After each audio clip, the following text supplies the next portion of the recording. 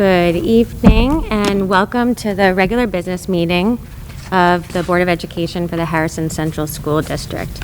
Do I have a motion to open the meeting? Motion. Second? Second. All in favor? Aye.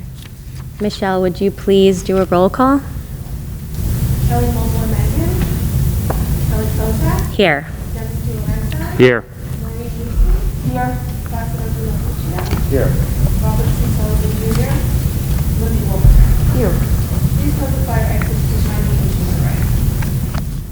Do I have a motion to adjourn into executive session? We have the following purpose to discuss: a teacher personnel matter and contractual matters to discuss. I have Motion. Second? Second. All in favor? Aye. We are adjourned into executive session. We will be back promptly around 8:15. Do I have a motion to reopen the regular business meeting for the Harrison Central School District? Motion. Second? Second. All in favor? Aye. Michelle, would you please do a roll call? Kelly Mobley-Megan. Kelly Kosak. Here. Dennis DiLorenzo. Here. Maureen Easton. Here. Dr. Lucia. Here. Robert C. Sullivan Jr. Lindy Wolfner. Here. Please note the fire exit to my meeting to the right. Please rise for the Pledge of Allegiance. I pledge allegiance to the flag of the United States of America and to the republic for which it stands, one nation, under God, indivisible, with liberty and justice for all.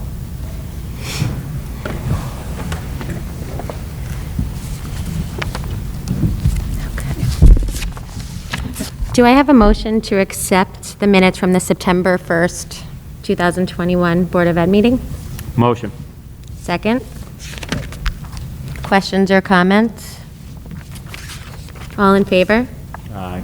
Any opposed? Seeing none. Okay. Now is the portion of our meeting for anyone to approach the podium, questions or comments? Anything to share? Okay. Seeing none, I will go ahead and give a little update. So one thing that I really was excited to share this evening, I actually attended the LMK modified sports meeting led by the Assistant Athletic Director, Danny Gonzalez, and with my dear friend Samantha Jaberga. And we were so excited. It was just so wonderful to see as a school district, really the overarching cohesive message that's really being communicated and just throughout the entire district. So obviously, clearly from Dr. Wool on down, it's an incredible totem of just the core values and adaptability and rigor that these kids are experiencing. So I have a 7th grader. This is her first opportunity in modified sports. And just to give a little personal touch, she tried out for volleyball. There were 82 girls that tried out for volleyball. They only decided to keep 30, clearly space and, gym space. So these are teachers that wear many hats, and a lot of them are coaches within the district. So I sat and I was listening at how incredible the messaging was that these coaches explain the rigor, taking risks, choosing to think outside the box and really give your all. And the only growth and having that growth mindset in life is to truly take these risks. So clearly the girls, after an extremely rigorous, multiple tryout sessions over the last 2 weeks, many of them didn't make the team. They were cut. And they kind of were able to adapt immediately. And through the coaches' guidance said, okay, well, here are your other options. And they pivoted and they took another opportunity that was given to them, whether it's soccer, track, cheer, what have you. But the overarching theme is the success of this school district and the message that is clearly between sports to the classrooms to administration it is an incredible theme that's being highlighted. And it just reminded me of the through line through this district. And from the bonds to the budget vote to our incredibly successful summer program where we had, thousands of children taking these different courses just to feel connected to their community. So, it just far surpassed my expectations, and I was thrilled to see what's going on. I also just wanted to remind everyone that to please have patience. And while, we're starting to see some normalcy, these still are incredible trying times. And while there may be many events on the district calendar, all of these events will be thought out and have a very fine-tooth comb and to figure out what what's going to happen, what's not going to happen, whether it's a school play or, a concert, these decisions will be made at that time. So please just continue to have patience with your teachers and principals. And as Dr. Wool always says, nothing happens by accident in this district. And at the end of the day, our goal is to keep our buildings open, have our students, faculty, and staff in the most safe environment, and to keep our doors open. And clearly, as we know, the infection rates are soaring in Westchester. We just have to keep our health and safety as our number one goal. I also just wanted to remind the community, just an extremely special event that takes place in the school district is our 10-year celebration, which is on September 28th. It's a wonderful opportunity for teachers to really be recognized having been tenured. And actually what's really also special is there are 44 new teachers that were just hired this year that are invited to attend and to just really see what goes on in this community. Also, we have the EEC Carnival coming up, and that's on October 1st, 2nd, and 3rd. It's at Feely Fields at the Harrison Ave School.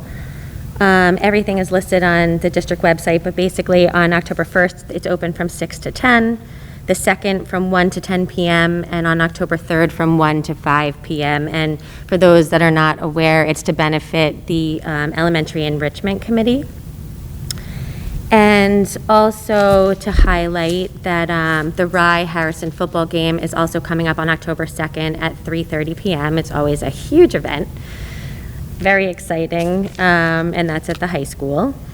And then just also to touch on football, Friday Night Lights, the Huskies have started off a very successful season, 2-0, after a 35-7 win at Sleepy Hollow. AJ Troilo with 28 carries for 156 yards and 3 touchdowns. Jason Hedges went 6 for 36 and 1 touchdown. Chris McLaughlin had a 13-yard touchdown reception, and Nick Reed was 5 for 5 on Pats and kicked 6 touchbacks. So, very exciting start for these boys. And I think that was all I had. So I'm going to pass on to you for superintendent's update. First of all, thank you, Kelly, for filling in tonight so admirably. We all wish our other Kelly speedy recovery. She is struggling with the flu. And Mrs. Mangan, she had to make sure it was a flu because she's a very smart lady. And I'll remind you all, if you're not feeling well, stay home, get your tests. But thank you for that very comprehensive update. And I was watching Dr. Ladwig sort of sit up straight because among his many roles in the district, he also is the direct supervisor of our director of athletics, our assistant director of athletics, and our special ed director, and those 2 assistants. And I know he feels tremendous pride because Mr. Gonzalez came in under very difficult circumstances. He's a young in terms of experience administrator here, but the reviews, especially the way you described it tonight, I think is what makes us so proud of him. That he focuses on the values that we want kids to experience through athletics, the learning that we want. And some of those coaches you just mentioned, the 2 volleyball coaches are 2 of our finest teachers. Mr. Grazia is a math teacher at the high school who I would consider to be a brilliant teacher, and Amy Ledden's maybe one of the best physical educators we've ever seen. So thank you for mentioning that, because the hard work that goes into putting that kind of through line and synergy together requires every person in that chain to buy in and to commit. So you should feel pretty good about that. You've done a lot of mentoring with Danny, and he has come light years. He's such a wonderful young man, and we're so excited that he had a positive experience. By the way, he got lots of positive feedback from colleagues and parents as well. So thank you for singling that out. There's a couple things I want to just talk about tonight.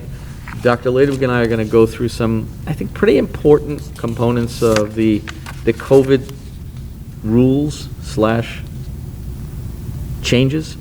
Wanted to mention that we did experience some damage from Ida. Tim did a really good job in making sure that our LMK field, which was damaged during the storm, was brought back online very quickly. I also want to thank Lenny Purcell for doing that. If you are a tennis buff, do you know any? I'm sitting next to one. Go look at the tennis courts. The paint is going down. They look spectacular. I mean, I feel like we could have maybe a professional match there. Now we have 8 courts. Finally, we have them resurfaced. It's going to be just a terrific opportunity for our tennis team, and we're so excited to share that. The elevator is an nth away from being operational at the Harrison Avenue School, which will essentially complete our bond referendum completely. And he's not here, but a shout out to Mr. Salerno. As you're following the local newspaper, we are one of the only districts maybe in the known universe to come in on time and under budget on all of the single projects that we undertook and that your children and our teachers are benefiting from. We are also continuing to explore how we're going to increase ventilation in all 6 of our buildings using the federal money. We'll have an update for you in the very near future on that. I want to single out the September 11th remembrance by the YAF Club at the high school. They did a fantastic job. It was so thoughtfully and tastefully done. If you didn't see it on our website, the picture's still there. It's just not on the main page. You can still find it. It was a very powerful remembrance for what was a very difficult experience. Also want to remind parents that we decided, precisely for the reasons that Kelly mentioned, that infection rates are on the rise. We don't want to do anything to jeopardize the continuity of instruction. So all of our back-to-school nights will be virtual in one way or another. If you're at the elementary level, they'll actually be live streamed from the classroom with the elementary teachers. If you have a problem because you have multiple children in the same building, just reach out to the principal or reach out to the teacher. We'll make sure we accommodate you in some way so that you have an opportunity to see the teacher that you might have missed. At the secondary level, our teachers are already preparing videos that will be released simultaneously, and you'll be able to watch them when it is convenient for you.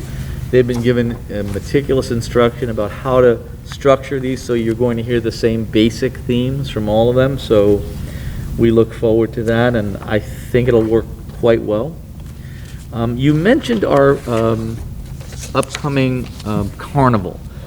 To me, the carnival is a symbol of what makes this PTA and our PT Council so extraordinary, and is really a hallmark of what makes our district so different. We're the only district in Westchester County that does this. We fundraise together to benefit all of the children in all 4 of our elementary schools. That is such a powerful value statement. Can't tell you how important it is to the teachers and to the administrators that work here, because it sends a message that we truly do, as parent community, live our mission, that all means all. So we thank you for that. And by the way, it's a lot of fun. So take your kids. It also comes in one of those days on the Rye Harrison game, so you can have a very full experience. A couple of other things. You mentioned the 10-year celebration, always a unique experience for us. But before we shift to the COVID presentation, I just want to take a moment to mourn and recognize a gentleman that I met almost as soon as I got here. His name is Ben DeFonce. And typically we lower the flags for someone who was an employee of our district when they pass away. But tomorrow, we're going to lower the flags in Ben's honor. I want to tell you a little bit about him. He's quite a man, quite a character. So he served with incredible valor, was a highly decorated war hero, 2 Purple Hearts, but his commitment to not only honoring and respecting the service that veterans provide was just a small part of what made him so, I think, rare and special to our school community. Because, you know, I think I might have been the last person to ever get a draft card, but most people volunteer for the draft. By the Mr. DeFoncis era, you were drafted into service. And he wanted kids to understand that their freedom was based upon somebody else's child, perhaps making the ultimate sacrifice. He took it seriously. But he was also one of the most charming men I've ever met. He would literally go on leading up to every Veterans Day, he would print at his own expense flyers that we would hand out in our schools to remind all of our kids to go to the Veterans Day parade. And he went out of his way every year to come and tell me how grateful he was for the participation of the Harrison High School marching band, how much it meant to him that our kids were doing that.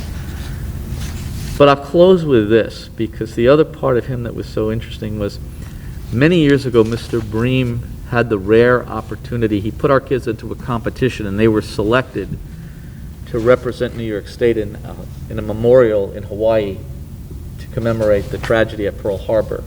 And it was an incredibly costly trip, as you can imagine. We had, at that point, 150 kids in our band.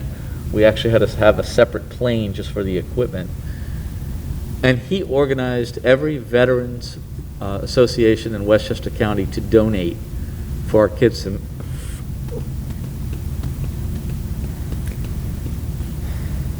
to make that trip.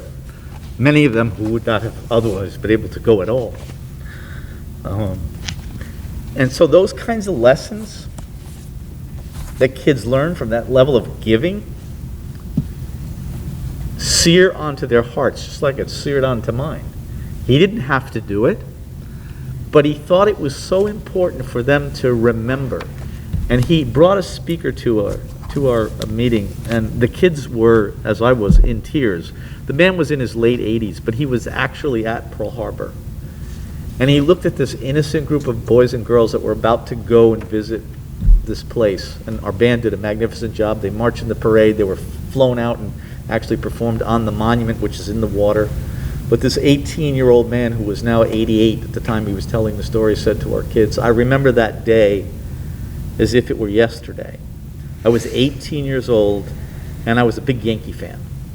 And I started every day by going to the mess hall, getting my breakfast, and going to sit on the bank and read the sports section. And while he was reading the sports section, he looked out at the harbor, and he watched everybody he knew be killed." And the kids were moved. But Mr. DeFonce's point in making that known to these kids was, understand that there's a price we have all paid for you to be here and to do what you do. And so we're going to miss Ben. He was an incredible contributor to the life of your children, even if you never knew him. And that legacy lives on through so many kids whose hearts and minds he touched. So here's to you, man. All right, Dr. Lade, we're on to the topic of COVID-19 and updates.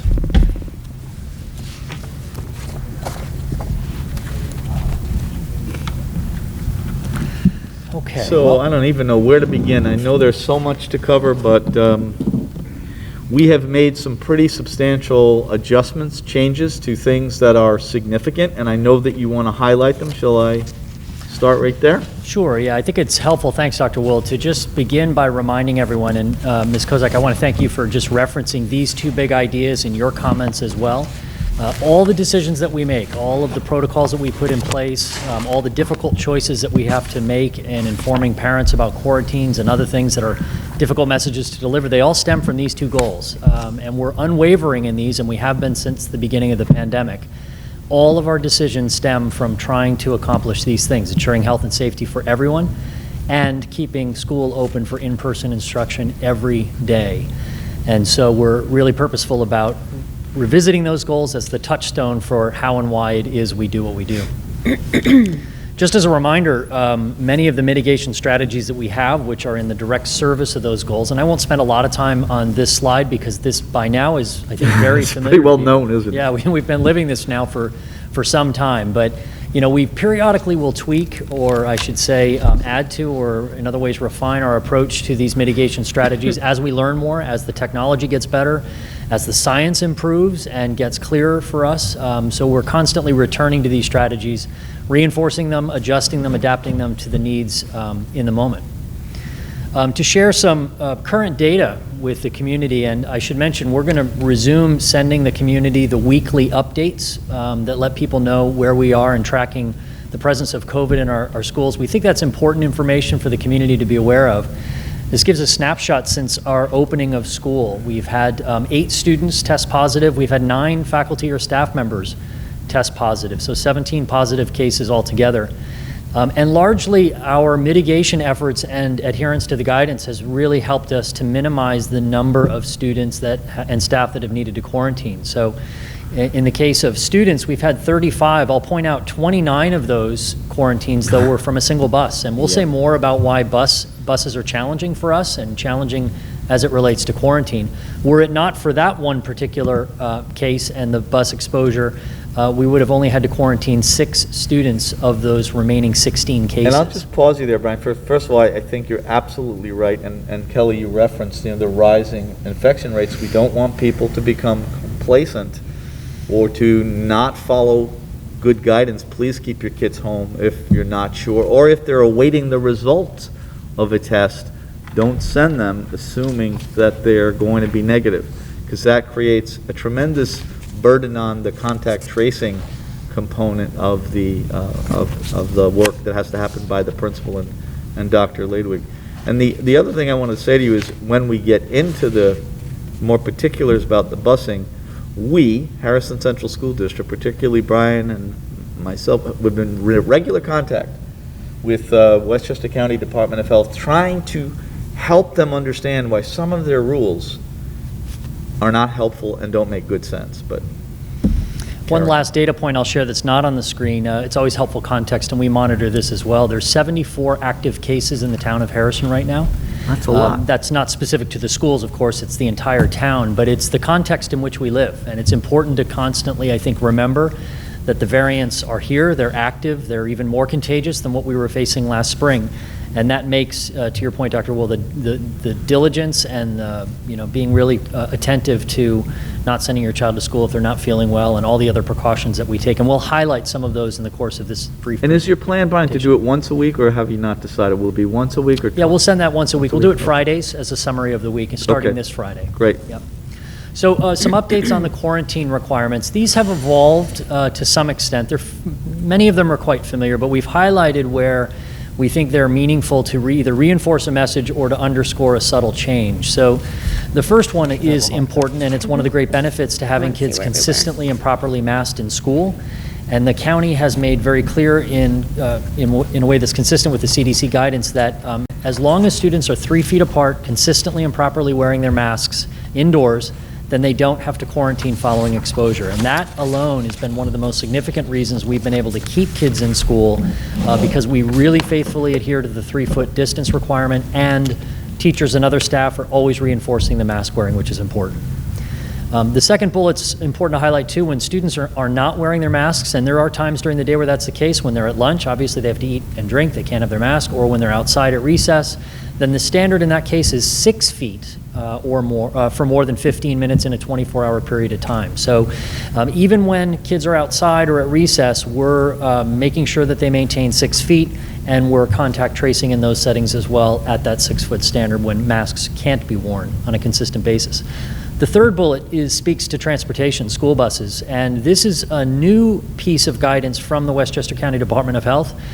We don't entirely, I don't want to say we don't agree with it, but we struggle with this because of its seeming incongruity to the standard that's applied in a classroom. But in this case, the county insists that the standard for quarantine is 6 feet on a school bus when the exposure is for more than 15 minutes, even when students are wearing masks. So remember, it's 3 feet with masks in a classroom, but it's 6 feet with masks on a bus. I just want to pause here and give you some props for the hard work you've been doing.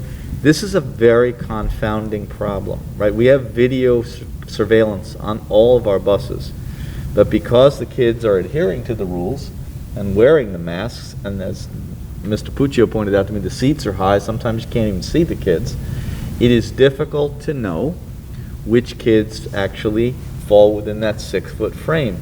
But Brian has been working with the principals, we don't have a solution yet, to try to narrow how many kids would be captured. Maybe it's assigned seating, maybe it's QR codes. But I also believe that the county needs to re-examine their guidance here. Because to me, we have kids in classrooms sitting next to each other, 3 feet apart. I know it's not the same, but I've been checking, and almost every single bus that I've seen has their windows at least partially open, if not fully open. So I know that you're puzzling through that. And, you pointed out the same way that we're trying to figure out the steps to what will a concert look like.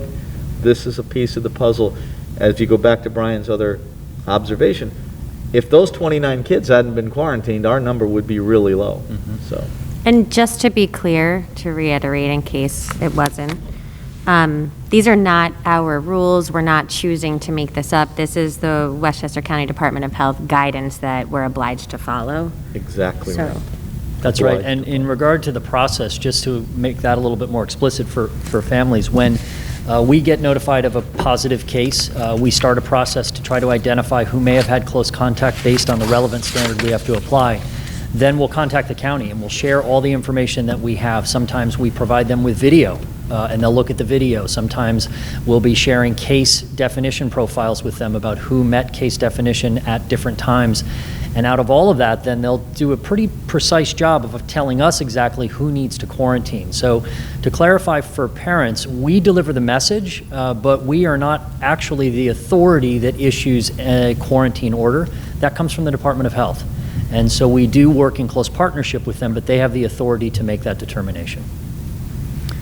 A few other details on quarantine requirements. There are circumstances under which students do not have to quarantine in addition to maintaining certain distance and wearing their masks. So when a student has had a test confirmed positive case in the past 90 days, they don't have to quarantine if they have exposure.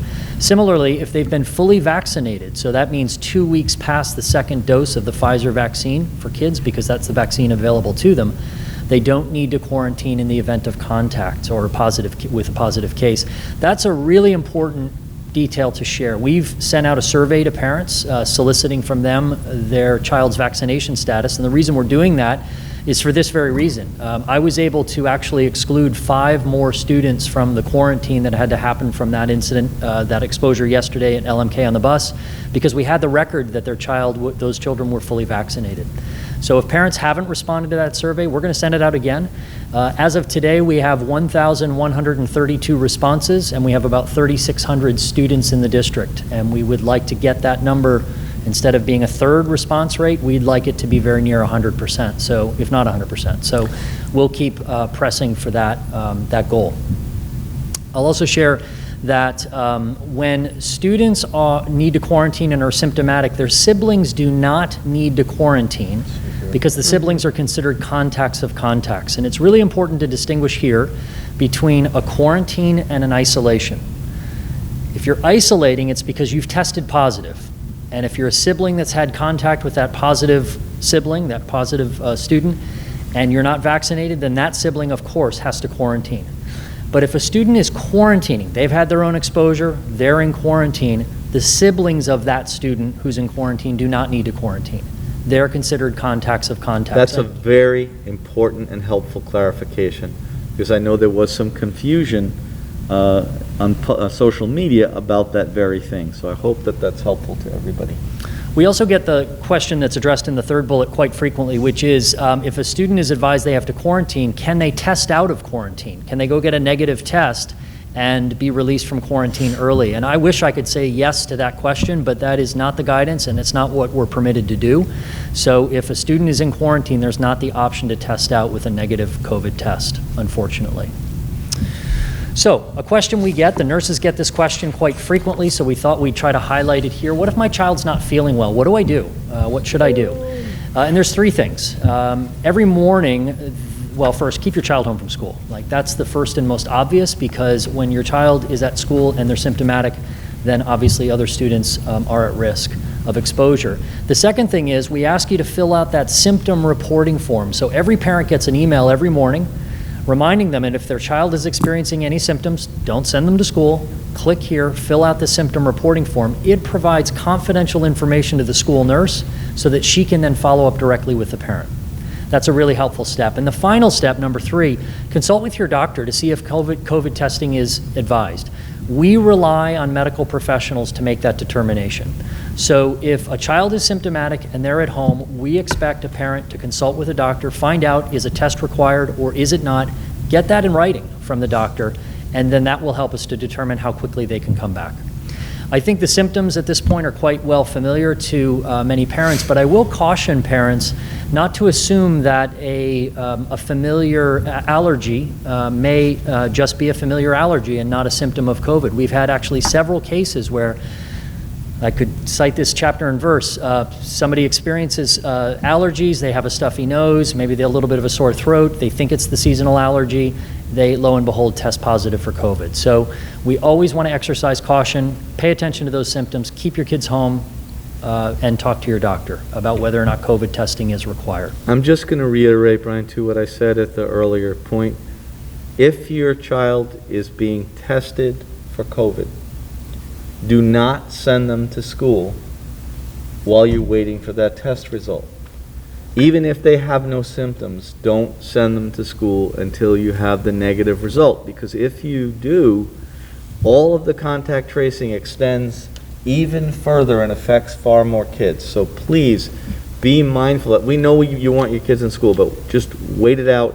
The test results are turned around much faster than they've ever been before. And please always try to get a PCR test whenever you can. It's the most accurate. The next question we get after what should I do if my child's not feeling well is then soon thereafter, when can my child come back to school, which we understand. And so the criteria for this are quite clear. This is, I just confirmed this actually today again with Westchester County.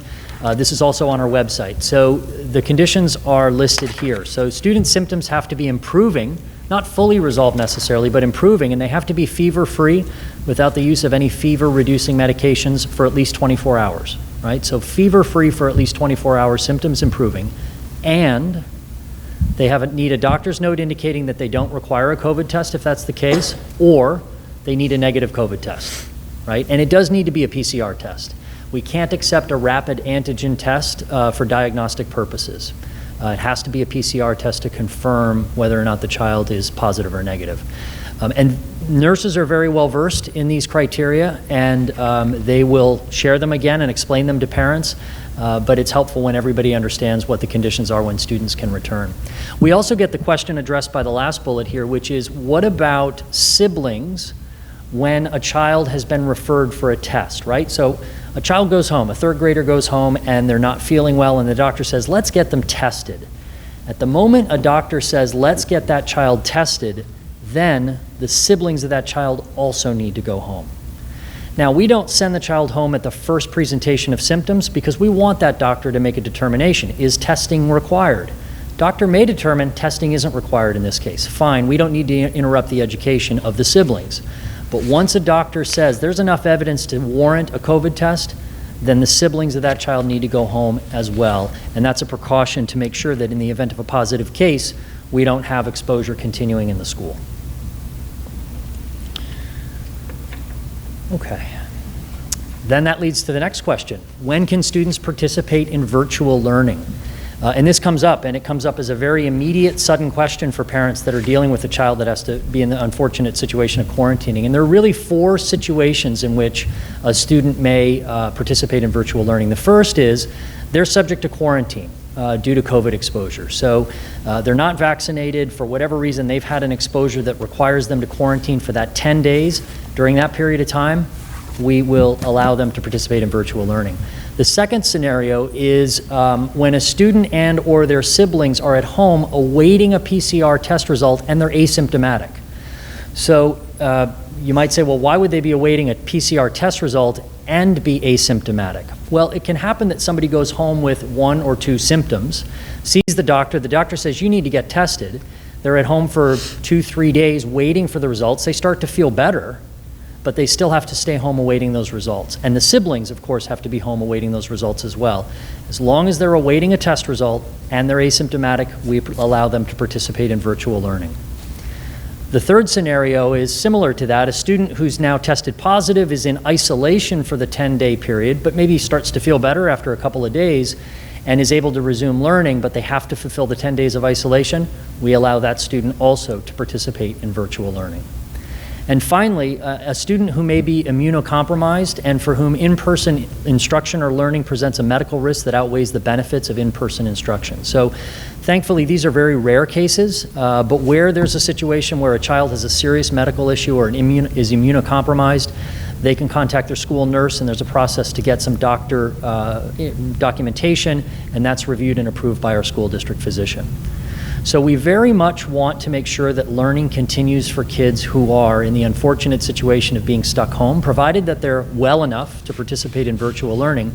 But virtual learning is never an ideal substitute for in-person learning. So we only allow it in these limited circumstances. And I like your term well, because asymptomatic means you have no symptoms.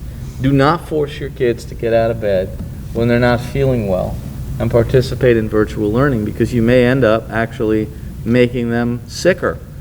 There are times when kids need to just be down and resting, and so we take the concept of asymptomatic very seriously.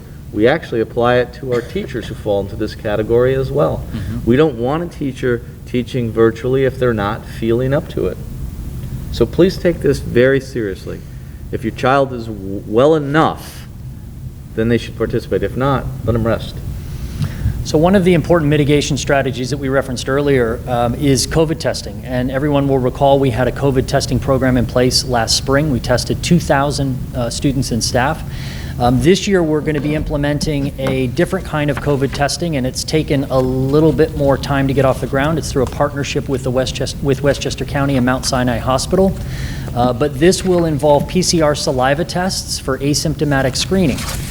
So we're asking, this ideally will be for 20% of unvaccinated students each week, and parents are required to provide consent. So we're going to be sending out an email in the next couple of days, because we've just finalized the details with Mount Sinai, to asking parents to give consent for this particular test. The very good news is that this test is completely non-invasive, and I'll explain more about that in just one more slide. Very easy to administer the test, even easier than the nasal swab, and it gives us lab-confirmed PCR results, which is much better than the rapid antigen tests we were using last year.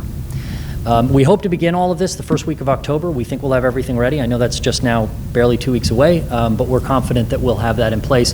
And the test kits, unlike a test being administered at school, these tests will be administered at home. We'll actually be sending test kits home, collecting the samples at home in the morning before kids brush their teeth or eat their breakfast, and then sending those test kits in. Brian, before you go, just go back one slide if you wouldn't mind. I want to make something clear and then make sure that I'm accurate here.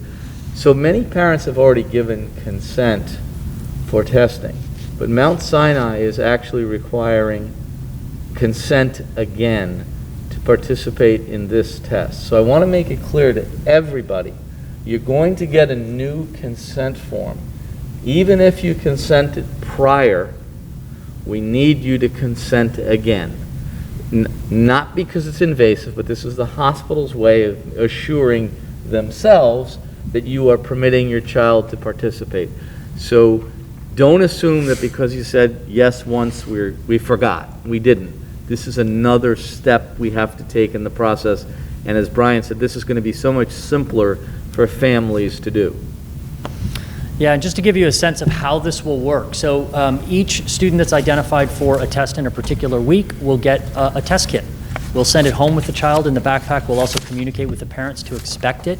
And it is a very simple process. So in the morning before breakfast, before a child brushes their teeth, you'll notice number 1, the little smiley face, putting a little saliva into a vial. They even give you a little bit of a funnel to attach to it, so it's easy to do.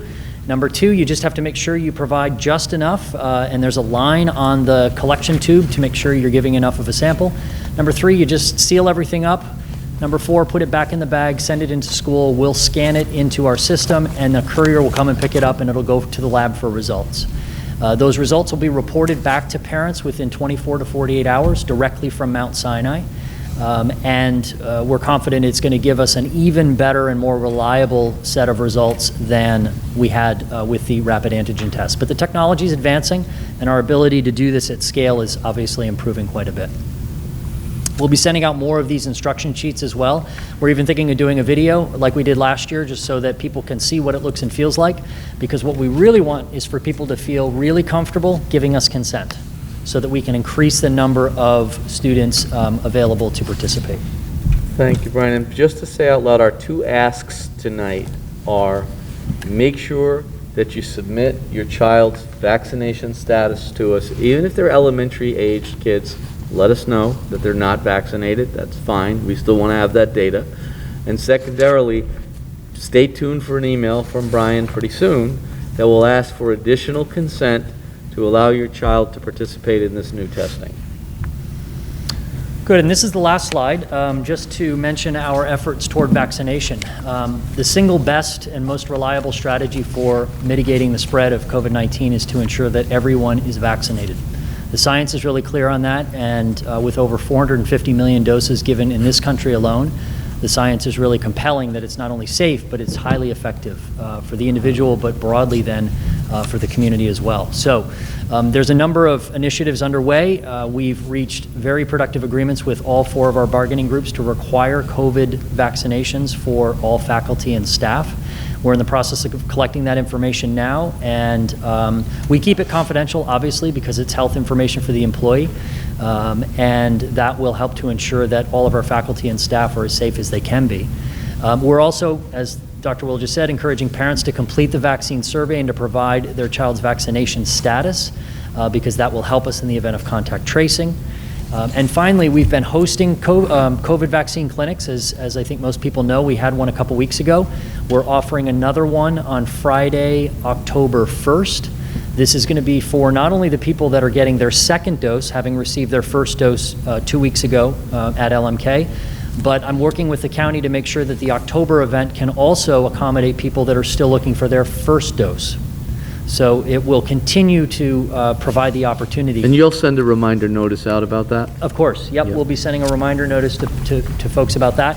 And the last point that I'll make about this is that this is not for the booster shot. I've been getting some questions from people, can I get the booster shot at these vaccine clinics?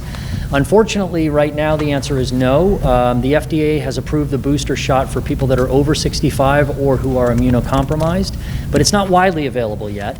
I have indicated to the county that when the booster shot becomes widely available, we want to be a site that offers it. I know many faculty and staff would be eager, myself included, to get that booster shot as soon as it becomes available. And so we will make it available if we can get that partnership with Westchester County. So we can't stress enough the importance of getting everybody vaccinated who is eligible. I think you're doing too good a job. I had 2 faculty stop me today to say, are we going to do the flu vaccine shots again? Well, it's interesting. A bit of an aside, but I actually approached the county to see if they could offer both simultaneously. They weren't able to ramp that up, but I'm going to invite them back to do a separate clinic for flu shots. I'm excited that people want to get their flu shots. That's another thing we would encourage you to do. The flu season is early. Some people are smart enough to get their vaccine already, but if you're able to get your flu shot as early as you can, that will also help us keep schools open. Good. Thank you, Brian. Thank you very much. Great job. Any questions for Dr. Lady before he sits back down? I don't have any questions, but I do want to just say thank you to Dr. Ladewig for all of his hard work, going back to the beginning of the pandemic when we didn't know which end was up, we didn't know who to listen to. Some agencies who we would expect to talk and give us guidance had nothing to say, and Dr. Ladewig worked tirelessly to lead our district and to share information with other districts and try to get all of us through this successfully. And it's it makes me proud As Yeah. well it should, Linda. to see this presentation, and I've been going through a list of people in my mind who I'm going to call after this to say, make sure you watch the board meeting. And you're going to update the website too with this information Yeah, as well. we'll put this presentation on the website as well. Yep. Okay. The other thing I would say is over dinner, we always eat together before a board meeting, and one of the things we observed collectively, Michael and Tim and Lisa and I, is that the difference here is that Brian's not just doing the work, he's actually built systems that track the data and effectively engage the principals and the nurses and all the other critical players. So you're very wise to point that out. And we are light years ahead of everybody else. As a matter of fact, I shouldn't say this, but I will. One of the hospitals that we were working with and one of the neighboring districts asked if they could use our systems to support their own data collection. So credit to you, sir. Thank you. Yes, thank you, Brian. Extremely comprehensive and an important reminder because it's been a while and with the summer off and everyone's back at it in inside buildings and, large groups of people together in small spaces. So this is a very helpful, important guidance that we all need to be reminded about. Okay. All right, so now it's time. Okay. So I would like to take the personnel on consent, unless anyone objects. Seeing none. Roman numeral 1, certificated personnel. A, resignation. B, regular appointment, SED clearance received. C, temporary appointment, SED clearance received. D, extra compensation appointment, SED clearance received.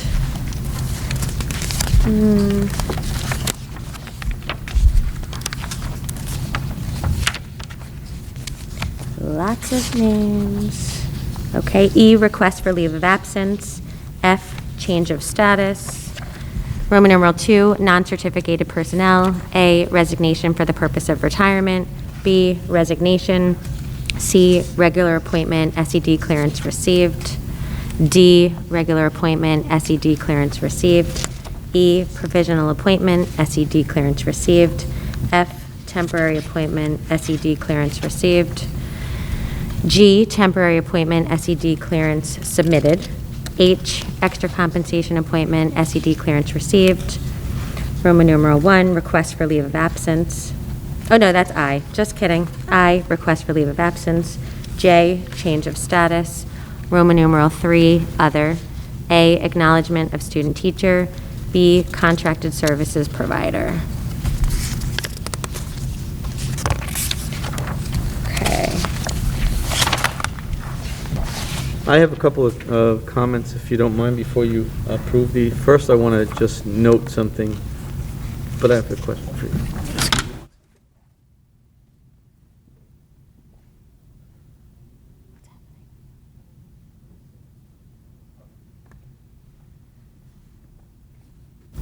I wanted to point out a couple things to the public. Whenever we see SED clearance received, it means the background check's completed. Our district does double background checks. We do a background check and then a background check, and Brian alerted me to where you see submitted, the person's not starting. The other thing I wanted to recognize is, you started at the beginning saying such wonderful things about our teachers. There are 3 retiring teachers returning again to do service, and they are incredible people, but we're always so delighted that, after folks leave, they want to come back and do such important work. Steve Goodstein has been just a godsend during this entire COVID period. Maria Battipaglia returning, and John Gaglione, who was a longtime Farley. Those are important parts of our past that are becoming important parts of our future. So just want to recognize them. And then one other thing, if you've ever been at the high school guidance department, you will know, and Michelle would know very well, because her mom worked for many years by her side, but Vicki Battaglia is just an amazing person who, the title might say secretary, but she has been the heart and soul of the high school guidance department for so many years. This is not a person that you'll replace, and we will certainly recognize her at another time, but I couldn't let tonight pass without calling her name and saying thank you so much for years and years and years of hard work. It's a rare day that she gets out of her chair before 5 o'clock. And, her hard work has made the difference in the lives of lots of kids. Thank you. Do I have a motion to accept the personnel report? Motion. Second? Questions or comments? All in favor? Aye. Any opposed? No. Okay. I would like to take the administrative report on consent unless anyone objects. Seeing none. 1, acceptance of gift from the Blackball Giving Fund on behalf of New York Life and its donors. 2, authorization to enter into a memorandum of agreement. 3, approval of CSE, CPSE minutes. 4, approval of CSE, CPSE recommendations. Do I have a motion to accept the administrative report? Motion. Second? Questions or comments? That I would- authorizes us to engage in the testing that Brian just referenced with Mount Sinai. And on behalf of the entire board, I would like to thank the Blackbound Giving Fund for their generous donation. All in favor? Aye. And for the finance report, I would like to take the finance report on consent unless anyone objects. Seeing none. Number 1, 2021-22 appropriation transfers. 2, approval of a temporary petty cash fund for the Harrison Rye football game. 3, approval of contract with Music Theater International. 4, rescission of contract with Music Theater International, approval of revised contract with Music Theater International. 5, contract for educational services, Clearview School. 6, bid rejection, RFB number 21/22-18, window repair. Do I have a motion to, what? We have 4. Oh, there's one more page? Oh, Yep. just kidding. 7 through 10. 7, contract award, thank you, Lindy. Contract award RFB number 21/20/22-16, pest management services. Number 8, contract award RFB number 21/22-17, elevator maintenance and service. Number 9, agreement with Saxon Woods Mob LLC and AHP Management LLC. Number 10, contract with Don't Stop the Music Incorporated for DJ services for Harrison Avenue School's Welcome Back Party. Do I have a motion to conclude the regular business meeting of the Harrison Central School District? Motion. No, Oh. no, we have to close. this- Finance report, okay. No, you have to, take the approval on that, and I have just one comment. but Okay. Do I have a motion? to Accept the um, finance report. To accept the finance report? Motion. Second? Questions or comments? Yeah, I do want to thank the Saxon Woods Group again. This is an invaluable service they provide to us at virtually, at no cost. They allow us to use the parking lots during the Rye Harrison game where we have sometimes in excess of 4,000 fans at no cost. I also want to call out the Harrison Police Department, who not only patrol our grounds and keep everybody safe, they patrol these grounds where people are parking. So, we get a lot of cooperation for this very big event, so I just want to thank them publicly for that. Okay. This concludes the regular business meeting of the Harrison. Before you Central adjourn, could I just add one comment that I Yes, forgot? please do. I'm so sorry. No, I know please I'm do. talkative tonight, but, so this year we had an opening day that required me to do 6 individual presentations in 6 different schools over that 2-day period. And it was invigorating. But I need to recognize the gentleman behind the camera there, Mr. Nickel, who literally had to break down, set up for every one of those presentations. And, the part you guys tend to forget, but I never forget, Andy, just to remind folks, is not only is he filming, then he's going and he's putting them together, making an opening and a closing, creating those pieces so that we can review them. The amount of work that Andy did in those 2 days was just extraordinary and greatly appreciated. And always, as always, Andy, over these 20-something years, with great spirit.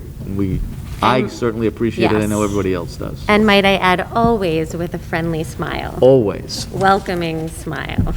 So thanks.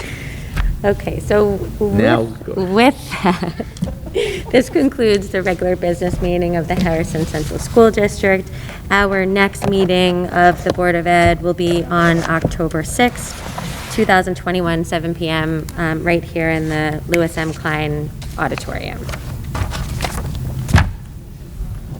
Oh, do I have a, thank you.